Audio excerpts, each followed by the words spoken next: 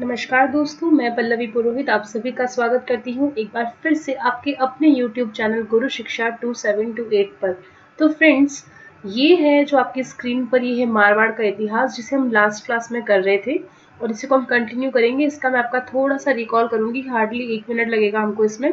लेकिन उससे पहले मैं आपको बता देती हूँ कि अगर आपने अभी तक गुरु शिक्षा 2728 को सब्सक्राइब नहीं किया है तो प्लीज़ सबसे पहले यही काम कर लीजिए, क्योंकि आगे आने वाले सभी वीडियोस, क्योंकि अभी हम पढ़ रहे हैं मारवाड़ का इतिहास, ऐसे हम मेवाड़ का इतिहास लेंगे, चौहानों का इतिहास लेंगे, रीजनिंग लेंगे, मैथ्स लेंगे, तो बहुत सारी चीज़ें हैं। तो आपको उनका नोटिफिकेशन आए तो बेल आइकन को दबा लीजिएगा, ताकि आप इस चीज़ को मिस ना करें। और हो सके तो आप इसे अपनी स्टोरी में भी लगाएं, ताकि जो आपके दोस्त हैं, जो आपके फ्रेंड्स या कोई कलीग्स हैं, जो इस चीज़ से कुछ अगर उनको कोई लाभ हो सके, कोई फ़ायदा हो सके, तो उनको भी ये चीज़ मिल पाए। हो सकता है कि आपकी रीच यहाँ तक हो गई हो, आपके दोस्त यहाँ तक ना पहुँच पाए हो, तो प्लीज़ उन तक भी ये पहुँचा दीजिएगा। ओके फ्रेंड्स, ज़्यादा समय नहीं लूँगी मैं आपका और हम इसको कंटिन्यू कर रहे हैं। सबसे पहले मैं आपको बता दूँ, हम पढ़ रहे थे मारवाड़ का इतिहास और उसमें हमने पढ़ा कि जो मारवाड़ का इतिहास है वो राठौड़ों से है और अलग अलग इतिहासकार जो है वो मारवाड़ के बारे में अपनी अलग अलग विचारधारा को प्रस्तुत करते हैं। तो इसमें मैंने आपको बताया था कि भाटों की जो पोथियाँ हैं वो बताती हैं कि ये जो राठौड़ थे वो आए हैं, हिरण्यकश्यप की संतान माना था उन्होंने, ठीक है। और जो दयाल दास जी हैं इतिहासकार, ठीक है, एक बार मैं पेन सेलेक्ट कर लेती हूँ ताकि हमें पता रहे कि हम कहाँ पढ़ रहे हैं। ओके, यहाँ थी मैं। भाटों की पोथियों में लिखा है कि जो राठौड़ हैं वो हिरण्यकश्यप की संतान है। दयाल दास जी जो हैं वो कहते हैं कि जो राठौड़ हैं वो सूर्यवंशी हैं और ब्राह्मण भल्लराव की संतानें हैं। मोहनोत नैन्सी जी ये कहते हैं कि राठौड़ जो है वो कनौज से आए हैं और ये गहड़वाल वंश से जुड़े हैं। जो कनौज से आए हैं वो गहड़वाल वंश से कहलाते हैं राठौड़। और कर्नल टॉड इन्होंने कहा था कि राठौड़ जो है वो सूर्यवंशी है। और इसको हमने ये कहते हुए वाइंड अप किया था लास्ट वीडियो में कि जो राठौड़ों की उत्पत्ति है एट द एंड क्या मानी गई है, दक्षिण भारत के राष्ट्रकूटों से संबंधित मानी गई है। मतलब सभी जो इतिहासकार हैं वो ये कह रहे हैं कि जो राठौड़ है वो दक्षिणी भारत के जो राष्ट्रकूट हैं उनसे संबंध रखते हैं। ओके, ये इन सबका जो है इनका कंक्लूजन ये है, ठीक है। अब हम सबसे पहले बात करेंगे इसके बारे में कि सबसे पहले जो योद्धा थे उनका नाम क्या था, राव सिंह। तो अगले पेज को ले लेती हूँ मैं आपके लिए और यहाँ से हम शुरुआत करते हैं राव सिंह के बारे में। राव सिंह, ओके, यहाँ हम एक एक करके सभी जो आदि पुरुष रह चुके हैं हमारे, मारवाड़ की बात कर रहे हैं तो पहले सभी हम जो है मारवाड़ के बारे में डिस्कस करेंगे। ओके, तो हम बात करेंगे सबसे पहले राव सिंह के बारे में। तो राव सिंह कौन थे, इनको राठौड़ों का आदि पुरुष कहा गया है, ठीक है। इसको हम कंटिन्यू करते हैं। तो फ्रेंड्स, हम बात कर रहे थे कि राव सिंह के बारे में। तो राव सिंह जो है वो राठौड़ों के आदि पुरुष या कह सकते हैं कि मूल पुरुष कहलाते हैं। तो मैं सबसे पहले यहाँ लिख देती हूँ कि राव सिंह, इनके बारे में सिर्फ 3-4 बातें हैं जो हमको याद रखनी है कि राव सिंह को राठौड़ों का आदि पुरुष कहते हैं।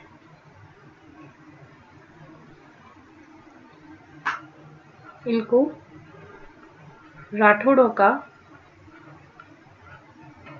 आदि पुरुष या फिर मूल पुरुष कहते हैं।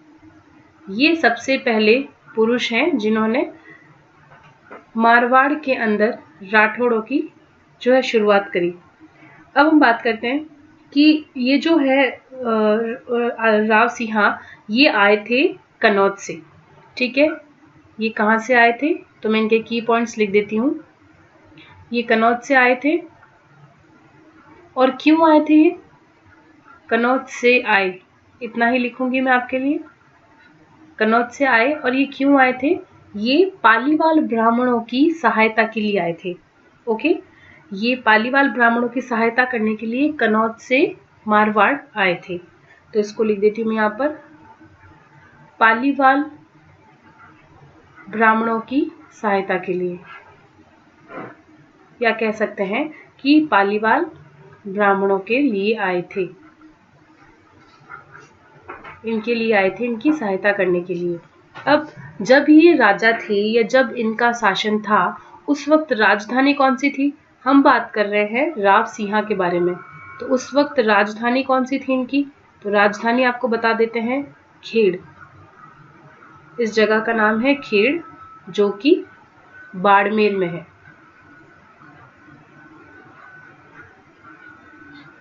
ओके। और इनकी जो छतरी है वो कहाँ बनी हुई है? ये इनके बारे में जो है मेन इंफॉर्मेशन है जो हमको याद रखनी है। इनकी छतरी बनी हुई है बीठू पाली। तो एक बार इनको रिकॉल कर लेते हैं। राव सिंहा के बारे में ज्यादा कुछ नहीं है याद करने के लिए। और एक और बता दूंगी मैं आपको पॉइंट कि इनका जो शासन था वो कहाँ से कहाँ तक था, मतलब ये अपनी जो सीमा है राज्य की वो कहाँ तक फैला पाए थे। सबसे पहले बात कर लेते हैं, राव सिंहा जो है वो राठौड़ों के आदि पुरुष थे। ये कनौज से पालीवाल ब्राह्मणों की सहायता करने के लिए आए थे। इनके समय में जो इनकी राजधानी थी उसका नाम था खेड़, जो कि बाड़मेर में है। और इनकी जो छतरी बनी हुई है वो है बीठू पाली में। और जो सिंहा है वो मारवाड़ के एक छोटे से भाग पाली के उत्तर पश्चिम में अपना राज्य स्थापित इन्होंने किया था, और उससे ज्यादा इसको नहीं फैला पाए थे ये।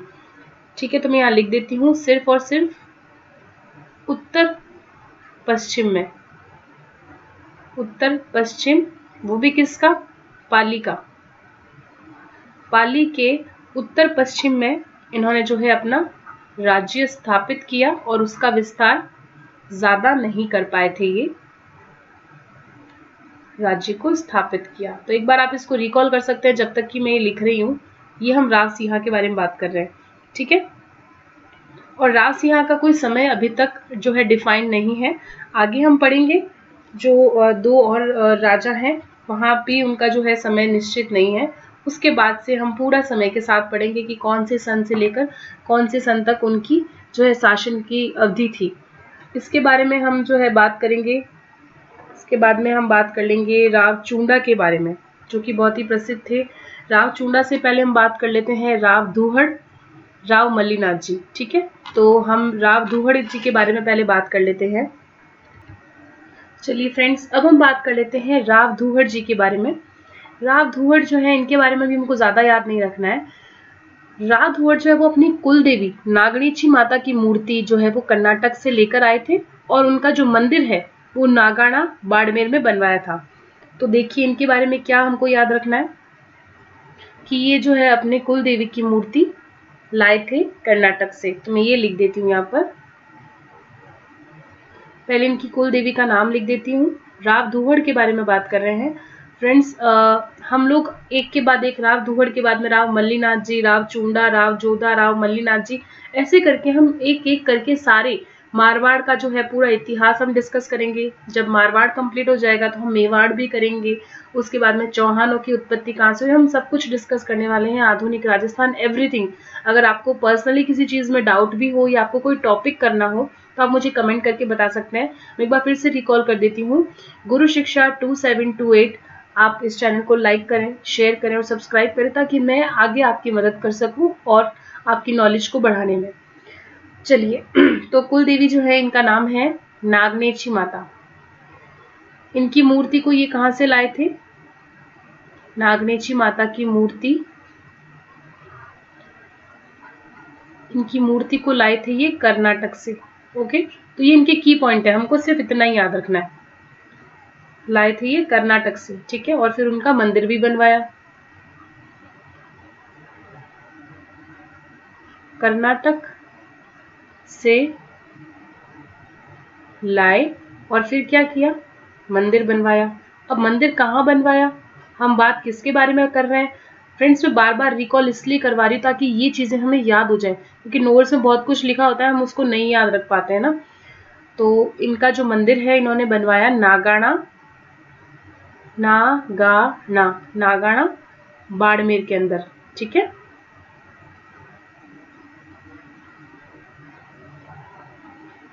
बाड़मेर के अंदर इन्होंने मंदिर बनवाया। और एक खास बात इनके बारे में ये है कि आपने लोक देवता पाबू जी, उनका तो नाम सुना ही था, सुना ही होगा ना। तो इनके जो छोटे भाई हैं, चलो यहाँ लिख देती हूँ मैं, इनके जो छोटे भाई हैं पहले बता देती हूँ उनका नाम क्या है, तो आप अच्छे से रिलेट कर पाएंगे। इनके छोटे भाई यानी कि राव धुहर जी के छोटे भाई का नाम क्या है?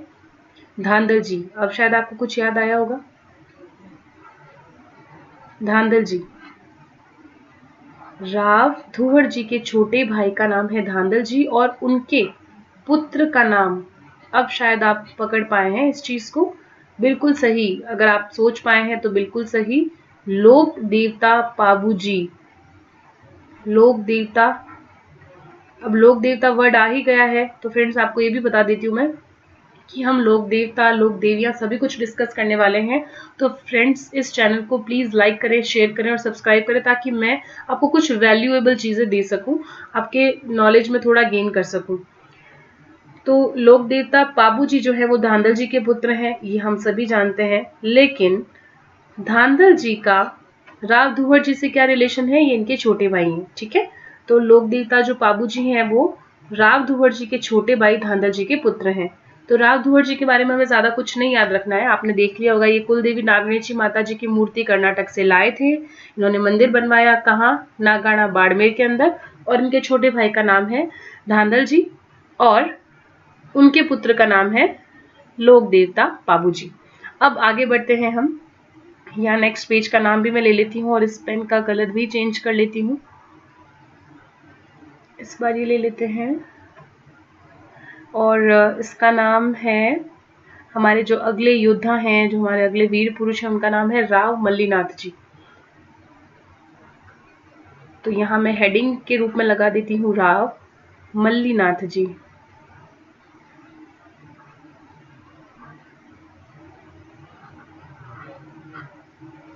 राव मल्लीनाथ जी, ओके। तो फ्रेंड्स जब राव मल्लीनाथ जी का जो शासन था, उस वक्त जो इनकी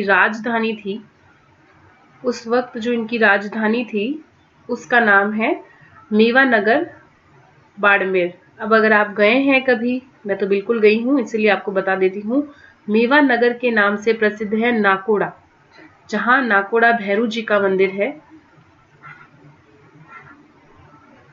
तो भैरू जी हम सब पर जो है अपना आशीर्वाद बनाए रखें। नाकोड़ा भैरूनाथ जी, मैं तो बहुत बार गई हूँ, आपसे भी कहती हूँ आप भी एक बार घूम कर आइएगा। ये भी बाड़मेर, और मैं अगर थोड़ा बेसिकली बता दूं तो ये बालोतरा के अंदर है, ओके। तो जब राव मल्लीनाथ जी का शासन था तो उनकी राजधानी का नाम था मेवानगर नाकोड़ा, और ये है बाड़मेर के अंदर। मल्लीनाथ जी जो है वो पश्चिमी राजस्थान के जो है वो लोक देवता हैं। आप सभी को पता होगा कि मल्लीनाथ जी को लोग अपने लोक देवता के रूप में पूजते हैं। तो ये एज अ लोक देवता भी पूजे जाते हैं, और वो भी कौन से क्षेत्र में? पश्चिमी राजस्थान के अंदर। पश्चिमी राजस्थान में राव मल्लीनाथ जी को लोक देवता के रूप में पूजा जाता है। मल्लीनाथ जी के कारण बाड़मेर क्षेत्र में एक मेला भी लगता है, और वहां पर उस क्षेत्र को जो है मालानी भी कहा जाता है, वो भी इन्हीं की वजह से कहा जाता है। तो मैं एक पेन का कलर चेंज करके आपको बता देती हूँ कि कैसे हम इसको करेंगे, या ऐसे बता देती हूँ, ठीक। मल्लीनाथ जी के कारण ही बाड़मेर क्षेत्र को, आपको पता होगा एक ट्रेन भी चलती है मालानी एक्सप्रेस के नाम से, तो बाड़मेर क्षेत्र को मल्लीनाथ जी के कारण ही इस क्षेत्र को है मालानी कहा जाता है। मालानी, ओके। तो इतना हमने देखा राव मल्लीनाथ जी के बारे में, ओके। तो फ्रेंड्स अब हम कंटिन्यू कर रहे हैं राव चुंडा जी के बारे में, ओके। राव चुंडा जी जो हैं, इनके बारे में हम बात कर लेते हैं। इनका जो शासन काल है वो 1394 ईस्वी से लेकर 1423 ईस्वी तक था, ओके। और इसका ये बिल्कुल आपको टाइम बिल्कुल अच्छे से ध्यान रखना है ना, इसलिए मैं इसको बार बार बोलूंगी भी। राव चुंडा जी जो है इनका शासनकाल 1394 1394 से लेकर 1423 ईस्वी तक था। अब इनके बारे में बात कर लेते हैं, इनके बारे में कुछ खास बातें। चलिए, जो प्रतिहार राजा थे उन्होंने अपनी राजकुमारी, इनकी क्या थी वो बेटी, उन्होंने अपनी राजकुमारी का विवाह किसके साथ करवाया?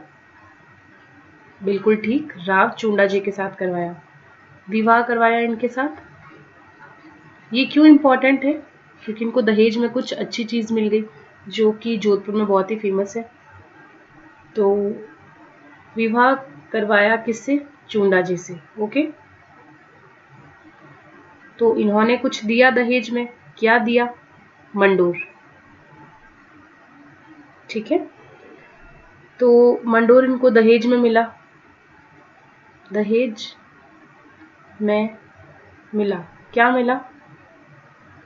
इस पेन का कलर चेंज कर लेते हैं।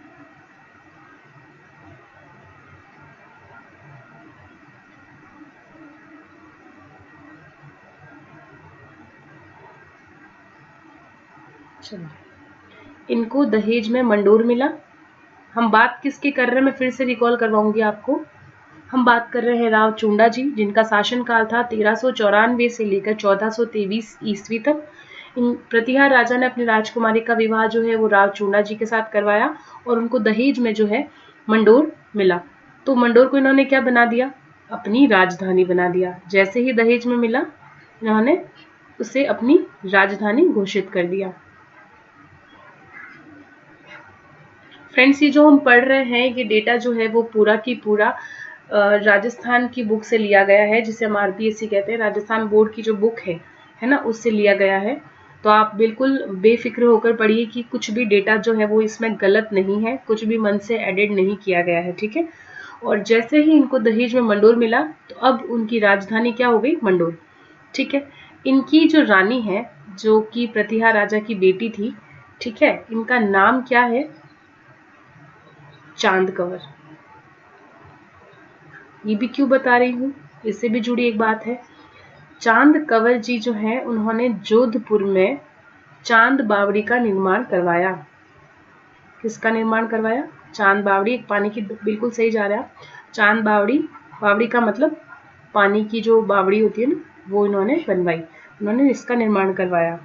ठीक है, और 1423 ईस्वी में, फ्रेंड्स ध्यान से सुनिएगा, क्योंकि इनका जो देखिए अंतिम जो हमने शासनकाल का इसका जो पॉइंट लिखा है वो कितना है? 1423। तो इसको ब्लैक अंडरलाइन कर दिया मैंने। इसी वक्त जो है इनकी मृत्यु हो गई थी। और कैसे हुई? जो पुगल होते हैं बीकानेर के, ठीक है, उनके भाटियों के द्वारा धोखे से इन्हें मार दिया गया था। ठीक है, तो किसने मारा? पुगल बीकानेर के भाटियों ने। तो मैं यहाँ शॉर्ट में लिख देती हूँ, पुगल बीकानेर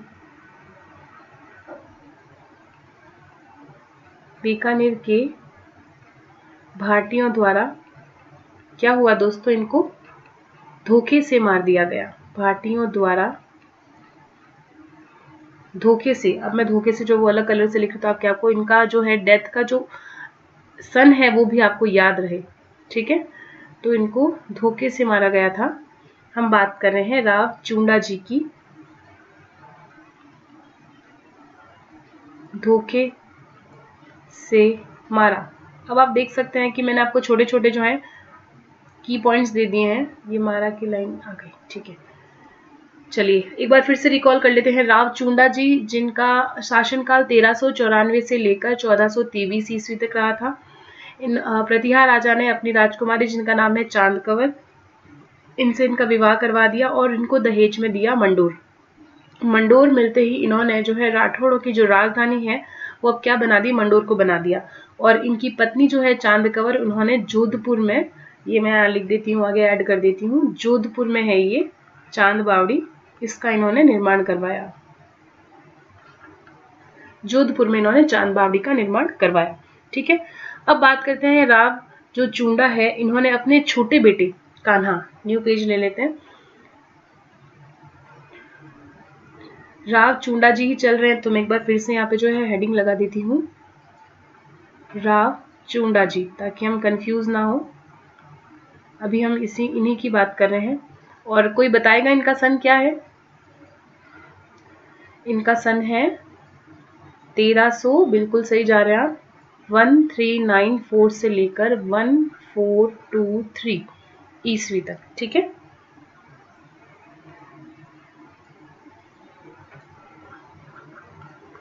इन्होंने क्या किया, अपने छोटे बेटे जिसका नाम है कान्हा,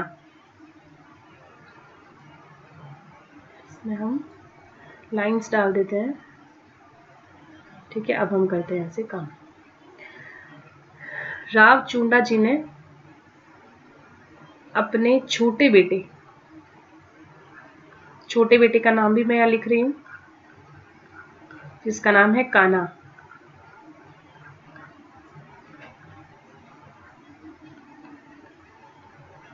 अपने छोटे बेटे कान्हा को जो है उत्तराधिकारी घोषित कर दिया। किसको उत्तराधिकारी बनाया? कान्हा को। तो बड़े बेटे का क्या हुआ, उनकी भी बात कर लेते हैं, रणमल जी के बारे में भी। उनका क्या हुआ?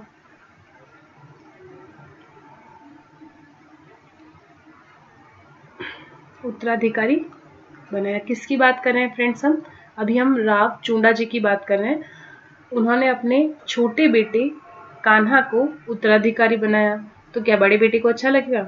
नहीं, बिल्कुल अच्छा नहीं लगेगा। तो इनके जो बड़े बेटे हैं उनका नाम क्या है वो भी मैं यहाँ लिख देती हूँ। और पेन का कलर भी चेंज कर लेते हैं, ताकि बड़े बेटे की बात हो रही है तो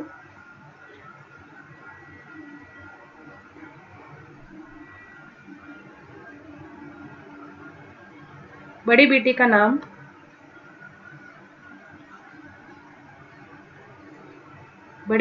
है रणमल, राव रणमल।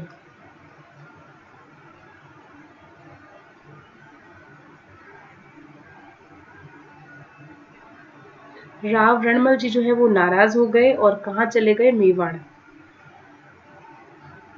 इनके बड़े बेटे का नाम है रणमल और वो कहाँ चले गए? नाराज होंगे ही, और कहाँ चले गए ये? मेवाड़ चले गए। मेवाड़ जाकर क्या किया, अभी बताते हैं आपको।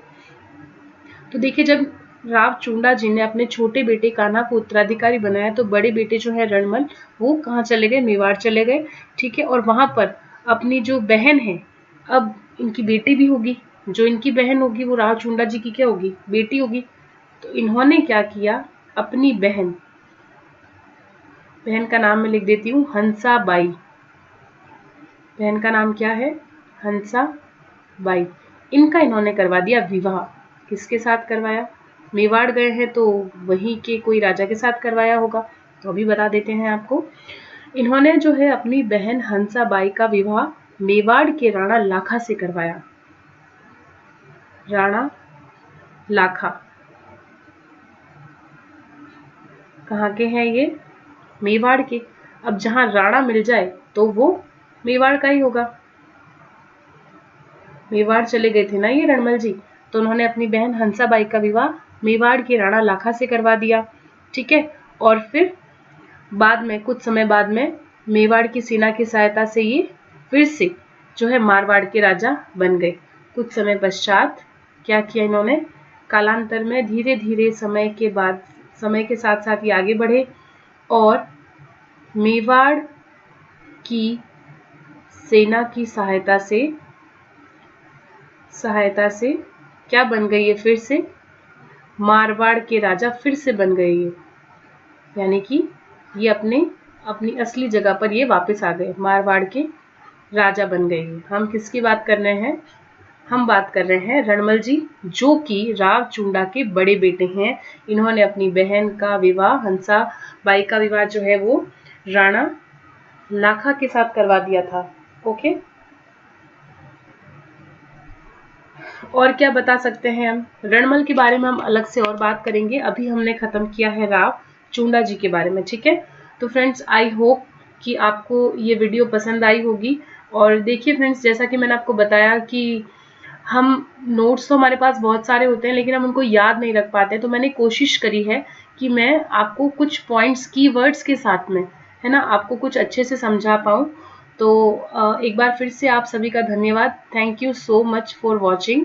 और प्लीज़ फ्रेंड्स, इस चैनल को लाइक करें, शेयर करें और सब्सक्राइब करें, ताकि जो लोग इस चैनल पर नहीं पहुंच पाए हैं, ये उनकी रीच में आ जाए और उनको भी अगर थोड़ा इससे फ़ायदा हो सकता हो, या आज के वीडियो से आपको कुछ सीखने को मिला हो या कुछ नया लर्न हुआ हो, तो प्लीज़ चैनल को लाइक, शेयर और सब्सक्राइब ज़रूर करें, ताकि मुझे इसी से मैसेज मिलेगा कि हाँ, मैंने किसी की हेल्प की है।